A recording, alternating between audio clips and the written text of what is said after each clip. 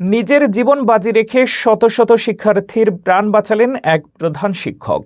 ওকলাহোমার Paul's valley high স্কুলে বন্দুকধারীদের গুলিতে আহত হয়েও দমে যাননি ৬০ বছর বয়সী কার্ক মুর।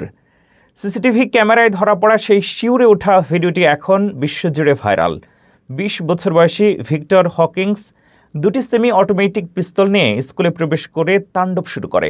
বন্দুকধারী যখন এক ছাত্রের দিকে লক্ষ্য করে গুলি চালাতে যাচ্ছিল, ঠিক তখনই সেখানে পৌঁছান প্রধান শিক্ষক কার্ক মুর।